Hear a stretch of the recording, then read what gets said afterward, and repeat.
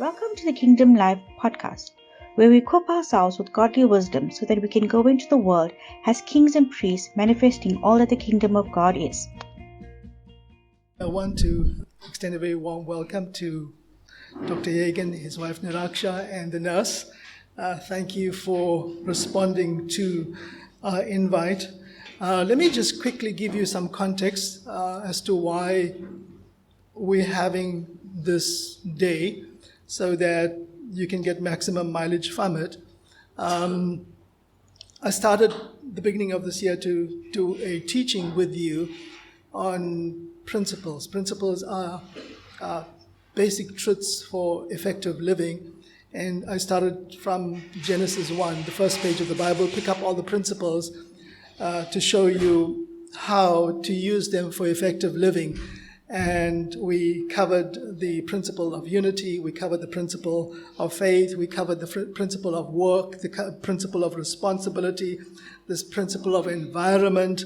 And I came to one thing where I said, okay, to be fair with you, I've got to get somebody professional to come and talk to us. And the scripture there is Genesis 2:9, and it says, out of the ground made the Lord God to grow every tree that is pleasant to the sight and good for food. You know, I could have winged it. There's so much of information on the internet and so on. I could have just said anything to you, but I thought, let's get somebody professional that understands the relationship between food and health and the impact on what we eat and how that impacts our health. And so I asked Dr. Yagan if he would come, and he said yes. And so and that's why he's here today. Basically, he can give us professional advice on the value of food and well-being. And so I actually met Dr. Yagan through his wife Niraksha through a business meeting. And, you know, I think in my lifetime I've been through about 4 GPs. And when I compare the previous GPs that I used to Dr. Yagan, 3 things that stands out or outstanding about him that goes on the top of my list is, number 1, is extremely knowledgeable. Number 2, when he does a checkup, it's extremely thorough checkup, very knowledgeable, thorough checkup. And when you leave his practice, you know you've had extremely good patient care experience. And so I don't want to take too much of his time, and he's not going to address us individually, but maybe as a group, if there's any concerns. And I hope, you know, since me going to him, I've introduced Devi to him, my wife, I've introduced Clinton, I've introduced Nolan, I've introduced my friend Raymond. Raymond took his wife, Raymond's taking his child. So yeah, you know, when you find somebody good, you recommend them to people that you would like to have the same treatment. So my hope and prayer is that all of us are going through something, suffering with something, and we're praying about something. And my hope and prayer is that as he speaks to us and he imparts knowledge to us, it would be an answer to most of our prayers. And sometimes most of the answers that we're looking for is lifestyle modification. Okay, so that's the truth. So without delay, I want to call Dr. Yagan to come and to address us.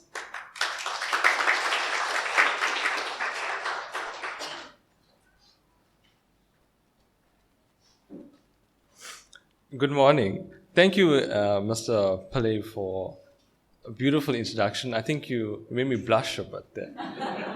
But I appreciate it. Pastor Pillay and his family have been very good to me in terms of always being having a kind word, encouraging words to say to me. So I always appreciate that. So thank you. And it was nice for my wife to come to today as well, to meet the rest of the family. So I know that she met Pastor Pillay through a business meeting, but now she can meet his family and his friends. So again, thank you for everyone for joining us today. Pastor Pillay wanted me to just give you a quick talk on a healthy diet.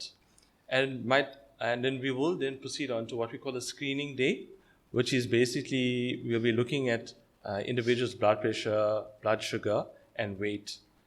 I think those are important measurements that we do clinically, because that gives an idea of where your health is at the moment, and it gives us targets to modify to achieve your ultimate goal of being healthy.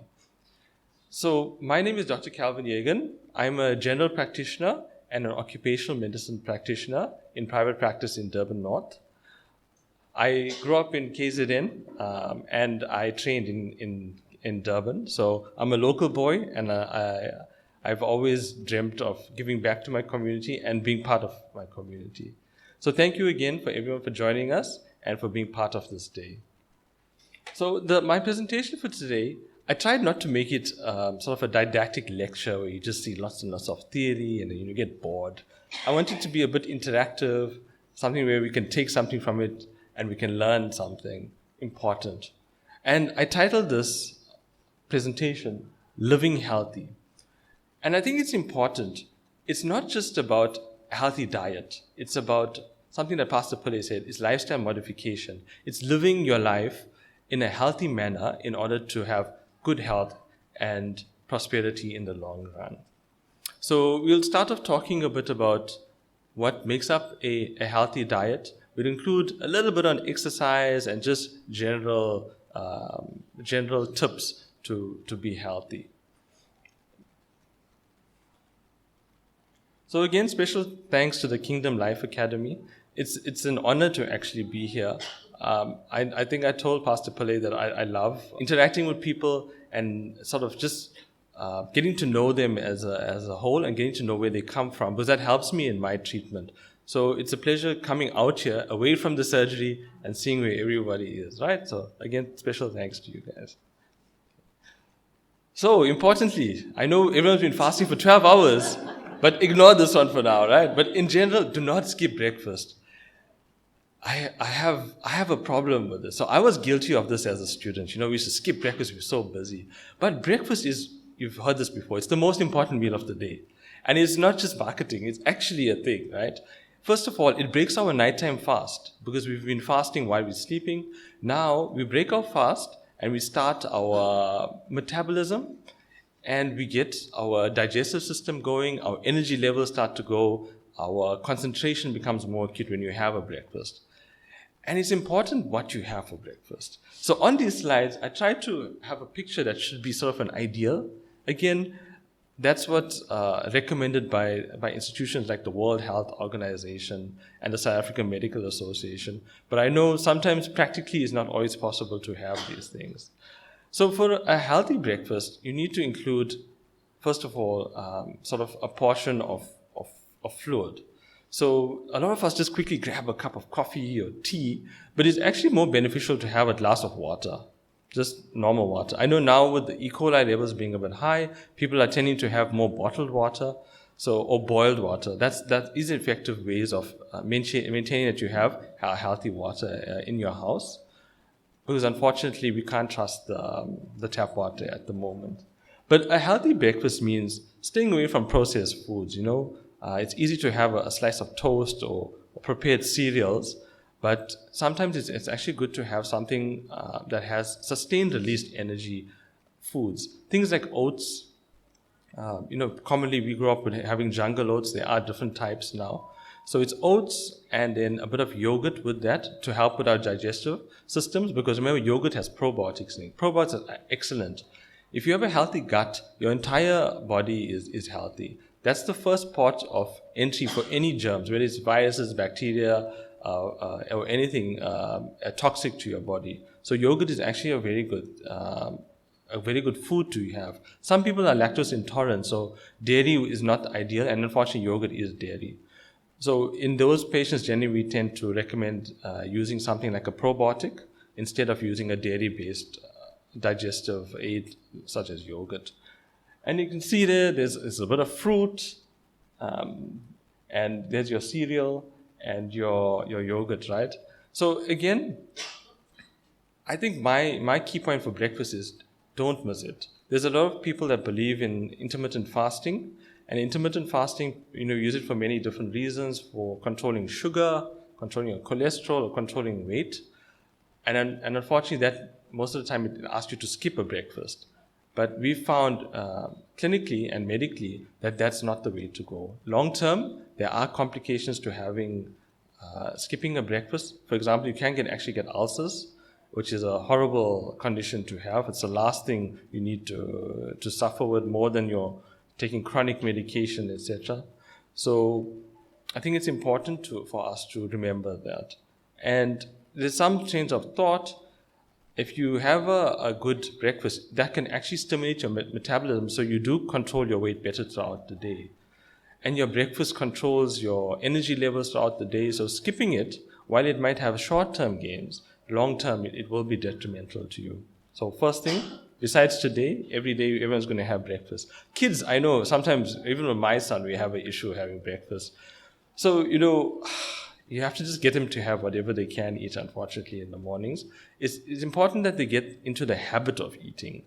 Have a breakfast, family sits down, everyone makes it a morning ritual. And then as they get older, you can introduce more of the good, healthy foods into it. But for now, it's important that even kids get into the habit of eating a breakfast.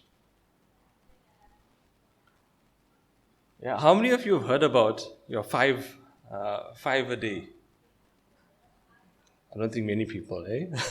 So I think in schools, a lot of the teachers try to instill this, but the kids, sometimes it goes over their head. But there is a recommendation, and this is globally across all diets, whether it's recommended by a physician or a gastroenterologist or a dietitian, is that you should make fruit and vegetable an important part of your day. And when we say fruits and vegetables, they talk about 5 portions. So what is 5 portions? One fruit is actually considered a portion, right? Now, sometimes it's hard to eat an entire apple, whether it's time related or just ease of access, and sometimes even a cost factor. So what I would rather suggest is, in order to try and get the goodness from those fruit and vegetables. Remember, fruit and veggies have a lot of has a lot of vitamins and minerals. And instead of sort of supplementing it by going out to a pharmacy and buying these tablets and taking them every day, you rather have a fruit and a vegetable that already has that naturally. And it even has more goodness in it. Because remember, fruit and veggies have natural fiber. And fiber is important for your diet, for controlling your cholesterol, and for also weight control, right? So some of the tips that we normally say is, if you're having breakfast cereal, so example, if you're having muesli or oats, add a bit of chopped fruit into that. You don't have to have the whole apple, right? But just put a bit of that into it. Lunchtime, carry a fruit with you to work. You can have that as a snack instead of having tea and biscuits. Maybe it's worthwhile trying the fruit. And also at your main meal, whether it's supper or whether it's lunch, why don't you have a salad with your main meal? Whether you're having your starch with your rice or your protein with your curry, try and have a salad. But remember, if you make a salad, a normal salad, you're including carrots, lettuce, onions, a bit of lemon, sometimes cucumber. That's quite a bit of veggies and fruit in there anyway. So you have a bit of that with it. So you are getting that nutrients in it. I know it's very hard to just have fruit and veggies a day.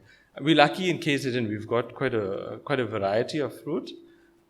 So it doesn't matter what it is, whether it's citrus fruit like your lemons, or whether you like something sweeter like grapes. As long as you start putting that into your diet, having a bit of it.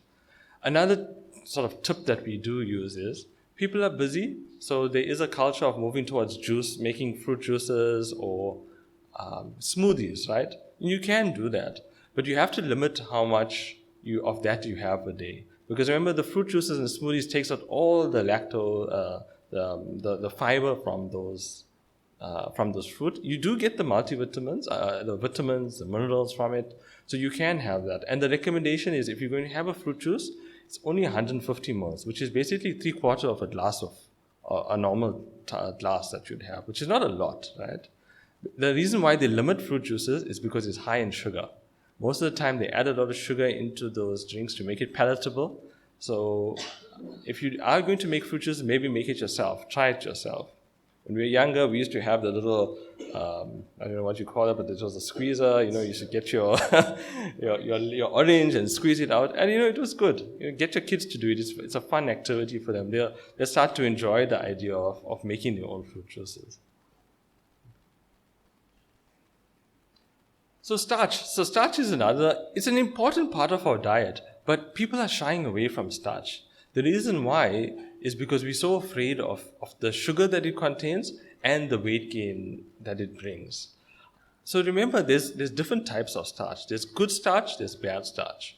We're mostly familiar with things like bread, whether it's white or brown, and then rice and flour, right? So rice, nowadays we have quite a few varieties, whether it's white rice, basmati, brown rice, for example, and also flour. So flour, again, there's white flour, there's whole wheat, there's brown. So there are many different types available now.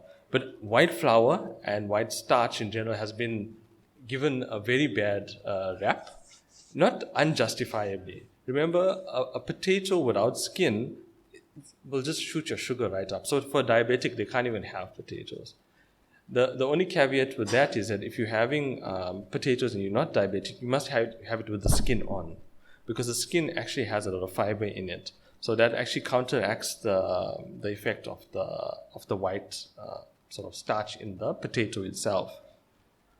For rice, so that's a bit of a tricky one, right? Because that's a staple food. We've all grown up with it. We've been having it for years. Some people can't eat bread, they'll just eat rice. I think what's important is, with any diet plan, you have to buy into it. And then if you're buying into that, everyone in the house has to buy into it. There's no point in you eating a rice cake or, brown rice and everyone else is enjoying the normal white rice and you're looking at them enviously, right? So look, I think it's important as a family, we need to get into it. And then even with rice, as much as I tell my patients, the ideal would be to change to brown rice. It's not palatable to everybody. The other option is to limit your quantity of that you put onto your plate at that one sitting. So now this is will be a bit of a look into your hand, right? Look at your palm. Imagine you put that amount of rice into your palm and you put it into your plate. That is all that your body needs at that meal time. That is a very small amount, right? That's what I'm saying. You put enough salad into that, right? To fill you up. So that is the recommendation. And you can see we're all guilty of it, And the reason why is, if you go further than that, your other foods that you have on your plate, whether it's your veggies, your veggie curries, or whatever it is, or your chicken curry, all those also have sugar in it in a different form. Combine that with the sugar that's released by that white rice, and it's going to spike your sugar right up and then drop you within an hour. And that's the biggest problem.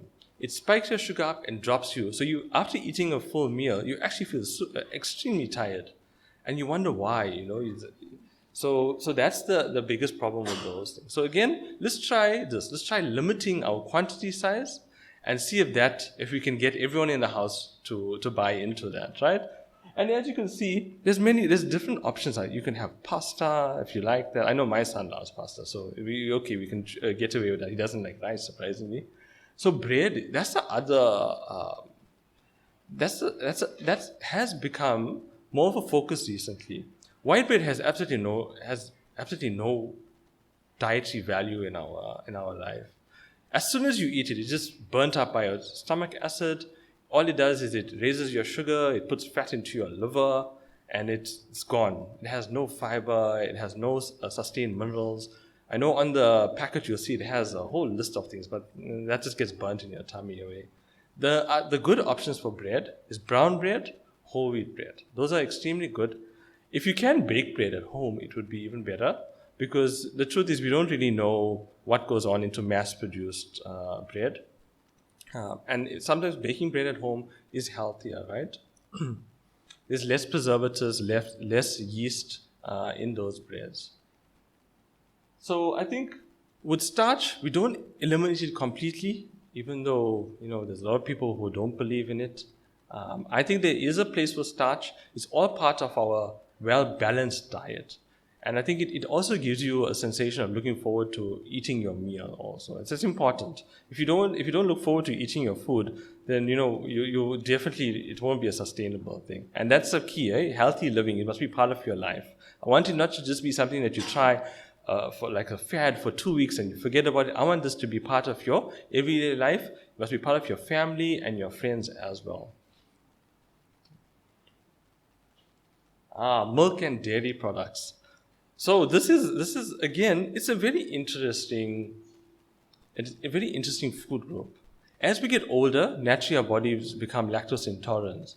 Our digestive system stops producing the enzymes that we need to digest lactose.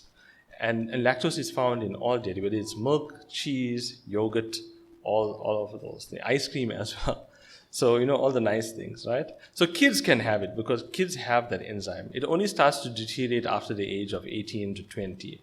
Unfortunately, some people, it starts earlier and they get lactose intolerant from a baby, right? And then obviously there's different formulas we put them on. There's things that are safe for them to eat and not safe. But yeah, so it's important to have dairy. And the reason why, dairy has a lot of calcium, magnesium, and phosphate. Those are vital for the health of your teeth, your bones, and your joints. As we get older, we need more calcium, more magnesium, more phosphate. The problem is, if we're cutting down dairy because it doesn't agree with your tummy, you're getting less of that. And then we're forced to put you onto tablets. So we have to look at other alternatives. Unfortunately, the other alternatives are lactose-free foods. First, they don't taste as great. Secondly, they're very expensive compared to a dairy product.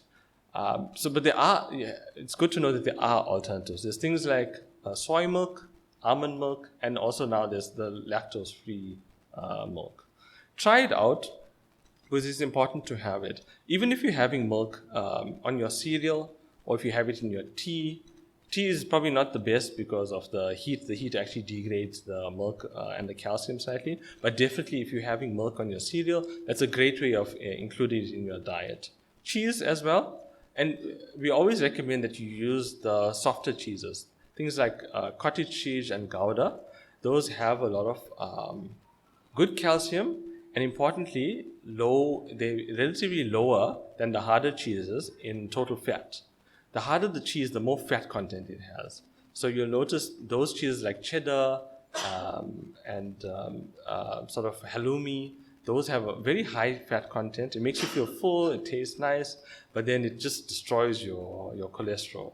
And once your cholesterol goes up, your sugar starts to go up, you tend to put on central abdominal obesity, and then it puts you at risk of cardiovascular disease, which is things like heart attacks and strokes, which we don't want.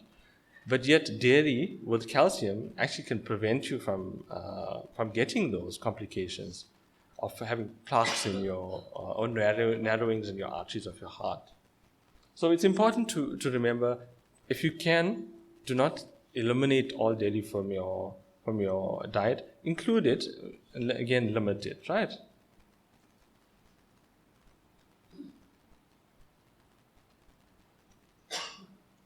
Now down to the proteins. So protein has become, the shining light of dietary advice in general. Everyone says have a high protein diet, have a high fat diet, cut out all the carbohydrates, and you'll be fine. You lose weight, you'll be fine.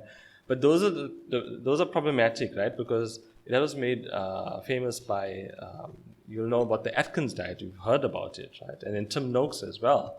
They advocated very high protein, very high fat diets, and no carbohydrate. Now, those patients had extremely good results.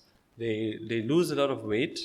So in terms of what we measure abdominal circumference and hip-waist ratios. They had extremely good results. The problem is, after 5 years, after 10 years, we found that all those patients end up with a fatty liver, which we call a steatohepatitis. And a fatty liver is more dangerous than having central abdominal obesity, because now that's fat around your organs. If you've got fat around your liver, you definitely got fat around your heart, which is the most dangerous place to have it. So it's important how we look at protein. So with proteins, we always say look at things that we don't think are protein. So beans, peas, legumes, very high in protein, yet they don't appear that way. And if you think about how often are we having those sources of protein per day, right? We tend to go more into the conventional protein sources, like whether it's chicken or meat, right? So maybe include those as part of your protein. So instead of having that on your plate, you make yourself a nice portion of beans curry or something along that line. So with meat, it's very important how we prepare our meat. First of all, chicken, it's the skin around on the chicken that has a lot of cholesterol. It's not just total cholesterol. There's also such thing as bad cholesterol. So when we do a blood test and we look at your profile, it is extremely high in bad cholesterol, up to 5 times higher in bad cholesterol than things like an oily fish. So you can see if you take out the skin of that chicken, you can actually then have that as a lean meat option, because the actual chicken fillet itself doesn't have a lot of fat. It has high protein, which is good. And fish, not every fish has the most benefits. Any fish is still better than a red meat source, but there are certain fish that are even better than the commonly available fish. Oily fish is very important. It's part of what we call a Mediterranean diet, and that's in people that live in Italy and in that beautiful part of the world. They live to a ripe old age. They have the lowest incidence of cardiovascular disease of any population in the world, because their meals are predominantly fish-based. And the fish that are important to them is oily fish, things like salmon and sardines and pilchards, surprisingly. We've got a lot of sardines here in KZN, when the Chinese ships aren't taking it away, of course. But basically, when they're here, we must take full advantage of it. Don't deep fry it. There's other ways of preparing it, please. So, yeah. So, again, that's important, right? The other fish like hake and tuna are good sources of protein, but they don't have the omega-3 and 6 that we really need for cardiovascular health. That's to make your heart and your brain healthy, right? So maybe if you're looking at changing up something in your diet, add more fish. Even if it's once a week, you skip your mutton curry, you have a fish-based dish on that day. So red meat, we say it's important to have it because for a few things. Red meat is very high in protein. Some people who are anemic need a lot of B12, and red meat is probably the best source of B12 that we have naturally. There's different alternative supplemented, whether it's tablets or the IVs or injections. We can do that, but generally the highest source of B12 in your diet is from red meat. So you can still prepare and enjoy that as part of your diet, but it's important how you select the cuts of meat. Try and get as lean a cut as possible. If you do notice a bit of extra fat on that meat, please just cut it out. Don't even look at it, because it's very bad. It's very high in cholesterol. It'll put you at increased risk of having a stroke and a heart attack. So it's good to have red meat, but just make sure that the cut is as lean as possible. I didn't touch on protein supplements, but I think we can talk about that later if we have some time. But I don't think there'll be too many people interested in that for now. So importantly, oils and spreads. How many of us use sunflower oil to cook? I'm sure most of us, right? It's like the basis of our cooking, right? Everyone uses sunflower oil. Unfortunately, sunflower oil is the most readily available cooking oil, but it's also probably the worst in terms of the bad fat that it gives off, especially when it's heated. Once it's heated, it converts from what we call an unsaturated fat to the saturated fat. Saturated fat, all it does is it just gets absorbed into your body and gets converted to fat. It doesn't even give you energy or doesn't give you protein. It just gives you, unfortunately, fat, which is not what we want, right? The alternatives for sunflower oil are not so palatable. Who's tried canola oil here? And what do you think about canola oil? Honestly, tell us what you think about canola oil.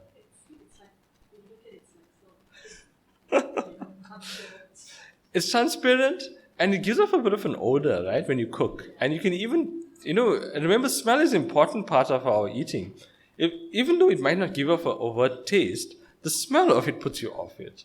And then you won't want to use it, unfortunately. So it is a good oil, but remember, it's maybe not, it has some side or negative parts to it. But it is better than sunflower oil.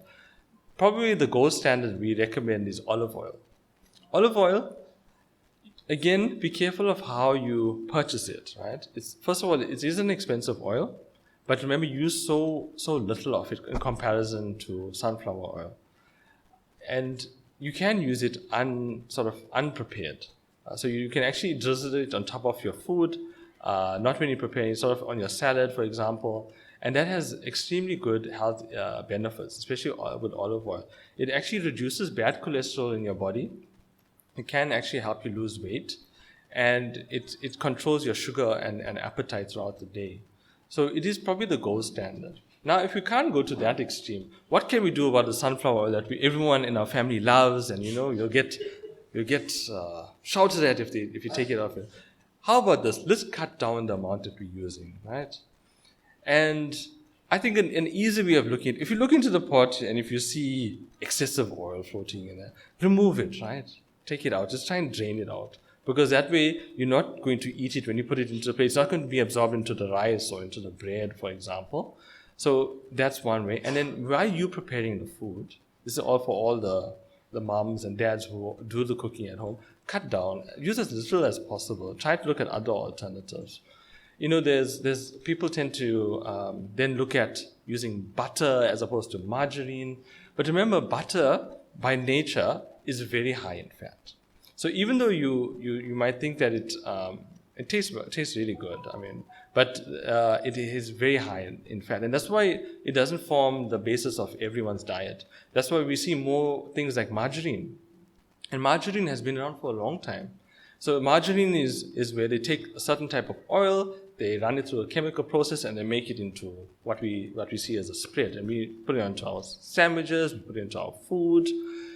Margarine is good, as long as we're using the low fat or the medium fat products. Once you go to full fat, and some of the products they tell you 60% fat, etc., it improves the palatability, so the taste improves. But then that's where you start to get the drawbacks of having high cholesterol, high sugar. And then generally with butter, just be careful that in the salted butter, there's a lot of salt in it. It's almost as bad as eating sort of canned food that has a lot of salt in it, right? So just be careful with that. But definitely, in terms of spreads, I say if you're going to use a spread, use a low-fat spread, and probably the Flora is the gold standard, because that's endorsed by the American Heart Association. And the studies that have come out from those trials that they did with it is that if you substitute your previous spread, you use this alone, even if you're not on medication, it reduces your total cholesterol and the LDL cholesterol while increasing your HDL, which is your good cholesterol. So things to look forward to, right? Especially for your oils. Yes. Eat less saturated fat, sugar, and salt. So this is what I'm saying is eat less fast food. That's what that is. That slide has everything, all of that, the fat, sugar, and salt. Every fast food that you buy is loaded with that. The reason why it's loaded with it, because it's a business. They want you to keep coming back and buying more, and then all those things make it taste nice. So, what is it about saturated fat, right? So there's as I touched on unsaturated fat and saturated fat. Unsaturated fat is a good fat. We all need it in our body to convert certain minerals and vitamins and coenzymes to get our body to work. The problem with saturated fat, I spoke about that before, all it does is it gets converted into fat. So we don't need saturated fat. And as you can see, our burgers, ice creams, loaded with that stuff. Ice cream is a funny thing. Ice cream has a low glycemic index, so it actually doesn't increase your sugar a lot, but it has so much cream and fats in it that it still eventually puts up your sugar in the long term. It stores fat, and then the fat converts to sugar with time. So Yeah, just be careful of ice cream and all ice cream, right? And then obviously added sugar, cool drinks, soft drinks, energy drinks. Energy drinks, no, no, no, no, no. Please. I know we're all busy, we get tired, we need a boost sometimes, but energy drinks are no, no. Please, that's those and all types of energy drinks, eh? I don't need to mention the names because there's, I think, hundreds of them on the market at the moment. They're even marketing it to kids, which is terrible. So in practice, we've seen 34-year-olds that have come in with heart attacks because they had these things, energy drinks. I've had a 22-year-old with renal failure because of energy drinks. So remember that. Doesn't matter how old you are or how young you are, energy drinks with time are packed with stimulants and very corrosive agents that are harmful to your kidneys, that are harmful to your arteries. And those are big problems. It's widespread. If you just drive past, you actually see school kids walking around with these cans, and you wonder how is this even possible. But again, it's not regulated because it's sold as a beverage, and they recommend a certain amount per day. But unfortunately, kids and people don't stick to it. There's no safe limit in my opinion. I would just say stay away from it. And now, luckily, with sodas, they've reduced the sugar, gone to zero sugar, and all in the effort to, first of all, to avoid the sugar tax, but also to try and boost health. So sugar is a complicated sort of food source, right? Because the sugar itself is acidic to our body. We crave it, but what it starts to do, it starts to destroy your body from the inside. The more of it you have, the faster the deterioration is. In people who are prone to diabetes, so if you've got a genetic sort of family history of diabetes, even small amounts of sugar can have deleterious effects. So instead of having a cool drink, let's try and look if we can try water. Water is a great option for us. If you can't manage water, then let's get into juice, do our juicing, try a smoothie now and again, but let's avoid any soft drink, even if they say it's zero sugar. Remember, xylitol is one of the substitutes they put into those zero sugar cool drinks, and xylitol does have an increased risk of certain cancers, but over the age of 60. And that's in people that have used it for maybe about 5 to 10 years. So even though it's a substitute, there's no safe substitute for it. And in sodium, that's our salt. Salt increases our blood pressure. In our hypertensive patients, we don't advise them to cut out all salt because then you won't want to eat anything. Because without salt, it doesn't activate our taste centers. It makes us feel very tired and lethargic. Then no one wants that. What we recommend for our hypertensive patients, you can have salt in your food. Just don't add more onto the table. Unfortunately, that's what happens. With hypertensive, for some reason, our blood pressure is high. We have this habit when we dish our food, we then just load more and more salt on it, whether it's salt or aromat or anything, right? So we need to be very mindful of that. Even salt is found in not just table salt. It's found in products that are pre-prepared, canned goods especially. A lot of our canned goods has a lot of salt, but it's a preservative, right? It doesn't preserve our bodies, but it preserves food. But a lot of it's in our canned goods, in our chocolates, surprising sweets, and in chips, the instant packet chip stuff. We give that to our kids all the time, but that has a lot of salt in it. So be careful of that. With time, the more salt you take into your body, the higher your blood pressure gets, the less mobile or less soft your blood vessels get, and they eventually start to get brittle, and you can have plaques and then very bad things. Renal failure, heart attack, stroke, chronic ulcers in your legs that don't heal. Very, very, very bad things to happen to people, right? And as I said, today's talk is about being healthy in general. It's not just about diet, because your diet is part of you. And in order to supplement your diet, you then look at things like exercise and the habits that you create. So exercise, the WHO recommends, this is the theory, right? 30 to 45 minutes of regular exercise 3 to 4 times per week. Now that's a lot of time if you think about it, because most of us don't even have time in the morning to take a few minutes to breathe. We're like rushing from here, rushing to there, and we've got so many things in our day we want to achieve. But I think it's important to make exercise just as important to your day as watching your diet. Your exercise, one, it metabolizes all your food. It improves blood flow, it improves oxygenation, so your lungs start to work better, your heart starts to work better. You get more energy with exercise. The hardest thing is to start exercising.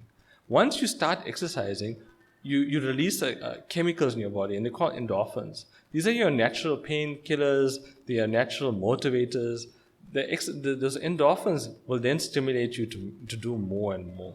And I don't mean you have to go to gym and, lift weights and, all these other funny things, right? Simple things are exercise.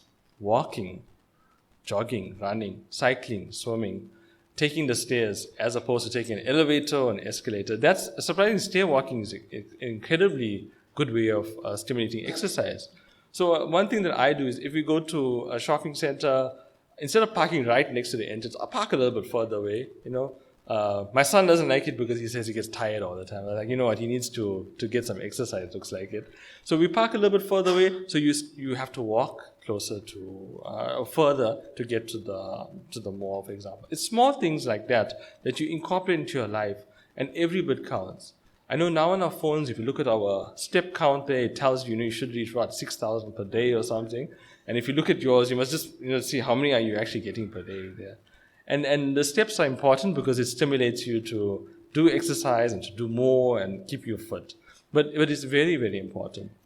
Sometimes we've got, our patients that have medical comorbidities like arthritis, or they've had a joint replacement, or they have paralysis, for example, or muscle weakness, pinched nerves, spinal problems. It's hard to get them to think that exercise is not just, doing something strenuous. It's even things that are small. You can be seated in your chair and just, do basic aerobic exercise with your hands, with your legs, and breathing exercises.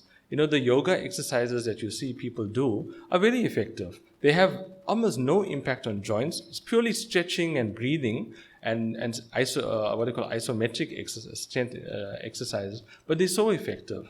And I think those are important things to do. And I think if we get our kids involved in exercise when they're young, then it builds that into their lifestyle going forward. And then they won't have the chronic diseases that we're seeing now.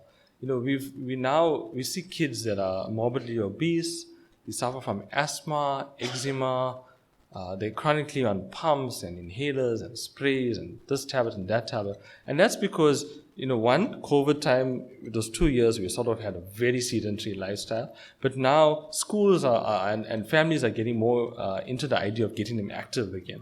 So I think that's also an important thing now. Now that, things are opened up again, we go to the park, we go for a walk maybe once or twice a week, go to the beachfront, walk along the, don't go in the water, but walk along the esplanade. The sea breeze is actually very good for us, right? The salt from the sea breeze actually clears away a lot of mucus from your sinuses and from your chest. So you must try that. And then, the sunshine that you get is good for your vitamin D levels. So I know, females after a certain age, we need more vitamin D. So vitamin D is very important to prevent you from getting fractures and dislocation and arthritis. So sunshine, you get that from your exercise. At least 15 minutes of sunshine for every hour that you sort of awake is a recommendation. Again, it's not practical because then we'll need to be sunbathing. But if you get like 5 or 10 minutes where you can, every bit counts, right? And that's important. Okay.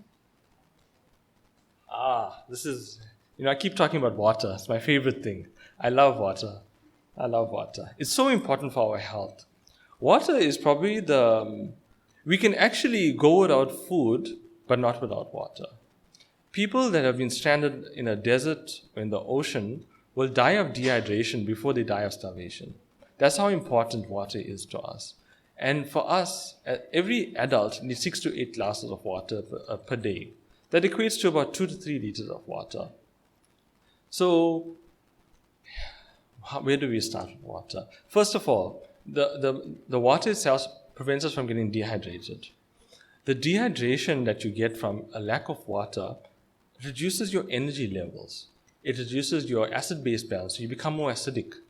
Once you're more acidic, you get joint pains, you get tired, you get mental fatigue, you get exhaustion, you can even get ulcers, you can get reflux, indigestion. Water also stimulates our gut. It's important for a healthy gut. If you have less water in your body, your gut pulls water from all your cells, dehydrating you more. But the water that you put in, just goes to every part of your body. It hydrates you. It puts you in a good state of being. It regulates your blood pressure, regulates your sugar, regulates your cholesterol, all the important things that we look for now. And I always say, make water your primary drink. Anything else over and above that is extra. Whether you have tea, coffee, or fruit juice now and again, but water must be your primary fluid. And it's important to have water while you eat. It's easy to have a cool drink while you eat because that's what we do. But remember, a cool drink adds sugar and caffeine into your meal, which you don't need, because you're getting enough of that from your food. But if you have water, it helps your gut to break down that food that you're taking in, and it helps to digest it. So a lot of people will suffer from slow digestion, constipation. If you increase your water intake per day, you'll be surprised the change in your life. And water is very good for your skin. A lot of people after COVID, they had lots of skin issues. So we do different types of treatment, but we notice the more we encourage people to have water, the better their long-term skin health is. And your skin is your barrier. The healthier your skin is, the less likely you are from getting colds and flus, because our skin is actually a part of our immune system, believe it or not. And putting on lotion is good, but water is your primary form of hydration for your skin. It loves water. So yeah, it improves your skin, it improves skin tone, it improves your complexion. It's very important. Remember, your eyeball is predominantly water-based. And if you have poor eyesight due to diabetic neuropathy, retinopathy or hypertensive retinopathy, hydration is very important. Because if your eye gets dehydrated from a lack of water, your eyesight will quickly deteriorate. Then you'll have to go to an ophthalmologist, go for surgery, do all these funny things. Yes, and then also water is good for weight loss. So water has no sugar. And the more water you take in, the more it detoxifies your liver. And your liver stores everything in your body. When you start to detoxify your liver, it helps control your weight. And it's been found to be most effective at controlling central abdominal obesity. That's probably the hardest area to target, right? You lose weight from everywhere else, but the tummy is the hardest. But drinking regular water with your exercise and diet has been shown to speed up the weight loss in your tummy. And if you lose 10% of weight on your tummy, you reduce your chance of developing hypertension, diabetes, dyslipidemia, cholesterol, heart disease and stroke by up to 50%. But such a simple thing, 10% of weight loss. So for a 70 kg person, you try to lose 10 kgs in general. And it's not just in a month. For us, I target 10% weight loss over a year. So 12 months to lose 7 kgs if it's a 70 kg person. That is doable. And obviously I understand it's hard to even achieve that 10%, but I allow up to 7% change in weight. But you'll be surprised. I've been able to wean patients off chronic meds because of controlling weight. And it's amazing. Our fat that we have in our body is what they call, it's a metabolically active tissue. It releases hormones and chemicals that increase your blood pressure, increase your sugar, increases your stress, it causes inflammation in your body. Those are all the things we don't want, right? So yeah, I think my water, I'm preaching about water, but I love water. And I think it's important that everyone needs to start loving water. And again, try to boil your water. If you're going to boil it and cool it and then drink it. Alternatively, you can purchase water, but I think boiling tap water, letting it cool, I think that's a good place to start. Okay, I think we're getting to the end. And then again, thank you so much for having me. I hope that you took a few salient points from the talk. It might be a bit too much for this early in the morning. And I think it's important that whatever positive you take from it, whatever technique that you think you can apply to your home and to your life makes a positive difference. And these are lifestyle changes. It's not just a once-off event where you're just going to do it for 2 weeks. It's a fad, and then you think, this is not working. This is slow and steady, but like the story of the hare and the tortoise, right? Slow and steady it can win you a race. So it's the same thing with diet. If you're serious about changing your health and your lifestyle, then make a healthy diet the basis from where you can build. Thank you so much. I appreciate your time. Really.